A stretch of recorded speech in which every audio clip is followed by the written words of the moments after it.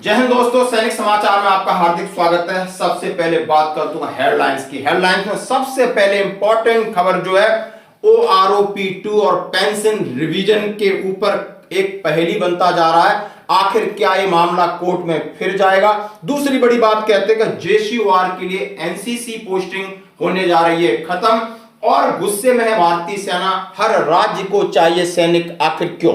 सबसे पहले बात करते हैं वन रैंक वन पेंशन 2।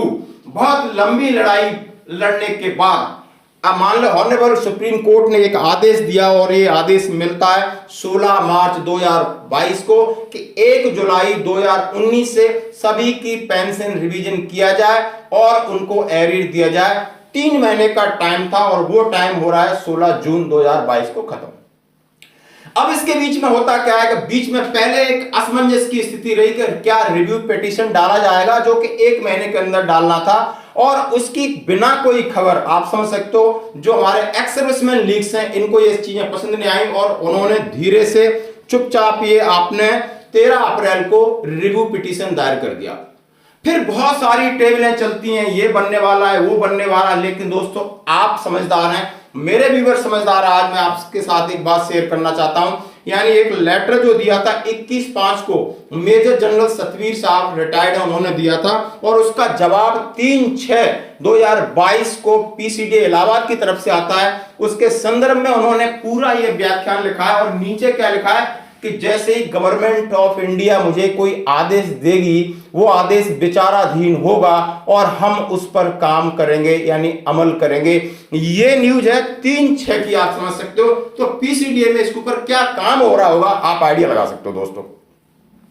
हो सकता है कि इसके ऊपर कोई, आप समझते हो, ये जो रिव्यू पिटीशन डाली है, केस कहीं लिस्टेड हो जाता है माननीय ऑनरेबल सुप्रीम कोर्ट में, तो ये भी पेंडिंग हो सकता है। बाकी जितनी भ्रामक न्यूज, भ्रामक टेबल, दिन में शायद 100 टेबलें आती हैं, हम उससे इत्तेफाक नहीं रखते, आपसे रिक्वेस्ट करते हैं इन सब चीजों पर अभी ध्यान देने की जरूरत नहीं है। जो आएगा आपकी थाली में वो आपके दिन सामने होगा, तभी आप खा सकते हो, तभी आप उसके हकदार हो।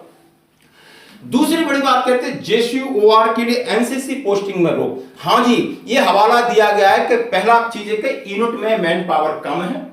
जैसा हम सभी जानते हैं, प्रीमेचर बंद है, रिक्रूटमेंट बंद है, भर्ती बंद है। इनके पीछे बड़ा एक तस्वीर है, वो तस्वीर है कि फौज को कम करना, और जितने एस्टेब्लिशमेंट हैं, इंस्टीट्यूट हैं, फॉर्मेशन है, वहां से जो मैन पावर की कटौती की जाए और यूनिटों के साथ कोई छेड़छाड़ न हो, यानी वो मैन पावर यूनिट में आ जाए। यानी जो आपका एक हक था कि आप लास्ट लेवल पोस्टिंग जा सकते हैं NCC में, NCC कॉलेज जहां जाकर ट्रेनिंग करते हैं, उनके लिए हमारा कम से कम एक में 15 से 20 का स्टाफ होता है, आपको 2 से 3 का स्टाफ रह गया।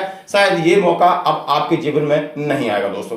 तीसरी बड़ी बात करते हैं कि हर एक स्टेट को चाहिए सेना, मतलब इनके पास इतनी सारी फोर्सेस हैं, इनकी स्टेट फोर्सेस हैं, स्टेट पुलिस है, पैरामिलिट्री फोर्सेस हैं, अब इनको सेना ही आखिर क्यों चाहिए?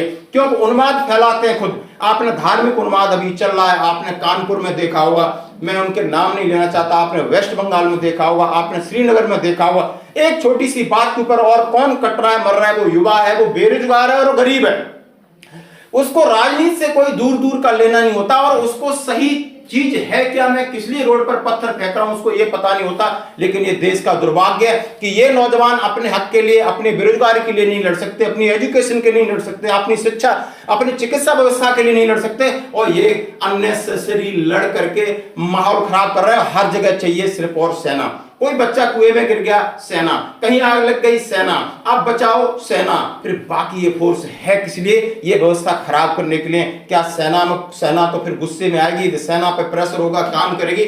आपने देखा होगा श्रीनगर डोडा में क्या हो रहा है कि सैनिकों में बहुत गुस्सा है, उनके ऊपर पथराव हो रहा है, फिर सैनिक अपनी वही कार्रवाई करेगा जो उसे करना चाहिए। धन्यवाद दोस्तों, आज की खबरों में इतना ही, बने रहिए हमारे साथ।